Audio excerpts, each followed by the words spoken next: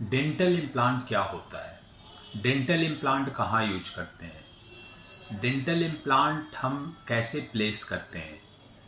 Dental implant किनसे करवाना चाहिए? आज हम इन सारी बातों पर डिस्कशन करेंगे। तो चलिए हम शुरू करते हैं कि डेंटल इम्प्लांट क्या होता है। डेंटल इम्प्लांट एक प्रोस्थेसिस है, डेंटल प्रोस्थेसिस है, जिसका यूज या उपयोग आपके मुंह में अगर दांत नहीं है, एक भी दांत नहीं है, या एक दांत मिसिंग है या मल्टीपल दांत मिसिंग है और वहाँ पे नया दांत लगाना है, तो नया दांत लगाने के लिए हम डेंटल इम्प्लांट का यूज करते हैं। अब किन किन कंडीशन में डेंटल इम्प्लांट यूज करवाना चाहिए? डेंटल इम्प्लांट ट्रीटमेंट अगर मुंह में एक दांत मिसिंग है, दो दांत मिसिंग है, मल्टीपल दांत मिसिंग है या एक भी दांत नहीं है, तो हमें डेंटल इम्प्लांट ट्रीटमेंट करवाना चाहिए। डेंटल इम्प्लांट ट्रीटमेंट के क्या क्या कंपोनेंट होते हैं? डेंटल इम्प्लांट के 3 कंपोनेंट मुख्यतः होते हैं। पहला, इम्प्लांट बॉडी जो बोन में डालते हैं, उसके ऊपर एबटमेंट डालते हैं और फिर उसके ऊपर हम क्राउन या कैप डालते हैं। अब डेंटल इम्प्लांट ट्रीटमेंट करवाने के पहले क्या क्या चीज़ हम देखते हैं, तो चलिए हम डिस्कस करते हैं।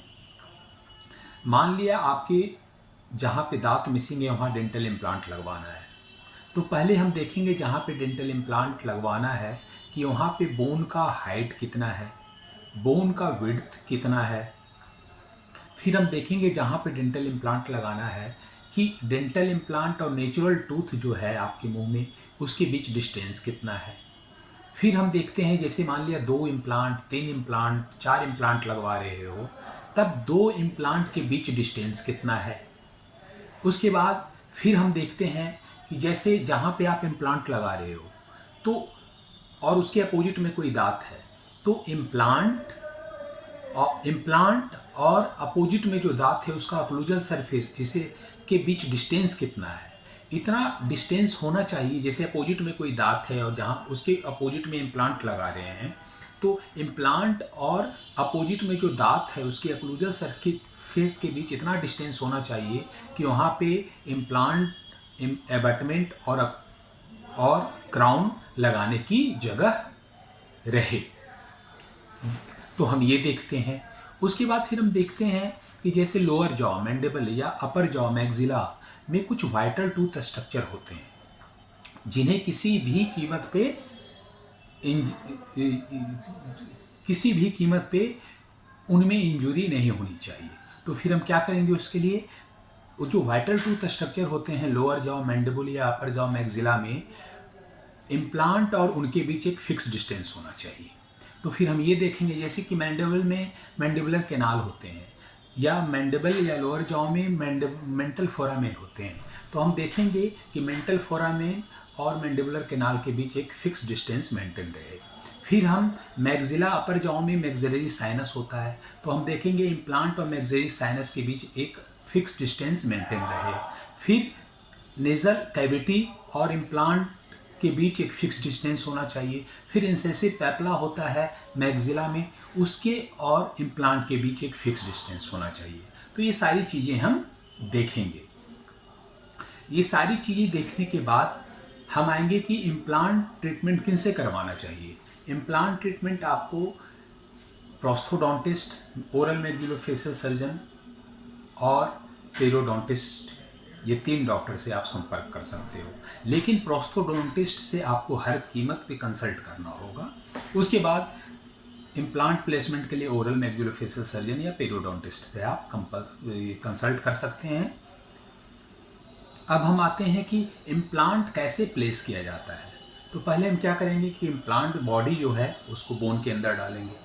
उसके बाद फिर एबटमेंट उसके ऊपर लगाते हैं। उसके बाद फिर उसके ऊपर क्राउन हम प्लेस करते हैं। तो ये तरीका होता है। अब आपको मैंने इम्प्लांट के बारे में एक जानकारी दी, विस्तृत में जानकारी दी। अब हम आते हैं कि फुल माउथ, मतलब जैसे आपके मुंह में एक भी दांत नहीं है और उसमें इम्प्लांट लगाना है, तो उसके लिए आपको क्या करना होगा। प्रोसेस सारा सेम है। कि नीचे में बोन में इम्प्लांट डालेंगे, उसके ऊपर एबटमेंट और उसके ऊपर जो है क्राउन। अगर मान लिया आप चाहते हैं कि आप डेंचर लगाएं और वो फिक्स हो उसमें, तो हम क्या करेंगे, इम्प्लांट डालेंगे, उसके ऊपर एबटमेंट डालेंगे और उसके ऊपर डेंचर को हम फिक्स कर देंगे। डेंचर का जो इनर सरफेस है उसके अंदर एक अटैचमेंट होता है जिसको एबटमेंट के ऊपर फिक्स कर दिया जाता है। अगर आप चाहते हैं कि नहीं डेंचर नहीं, हमें ब्रिज चाहिए, तो फिर प्रोसेस सेम रहेगा। इम्प्लांट बोन में डालेंगे, उसके ऊपर एबटमेंट डालेंगे और उसके बाद फिर हम उसके ऊपर ब्रिज लगा देंगे। तो ये कॉमन प्रोसीजर है फुल माउथ रिहैबिलिटेशन में। तो ये रही डेंटल इम्प्लांट की बातें। अगर इससे रिलेटेड कोई डाउट है तो आप कमेंट बॉक्स में हमसे पूछ सकते हैं।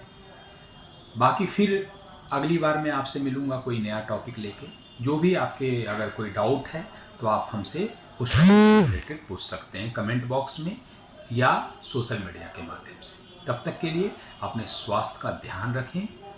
Take care, bye.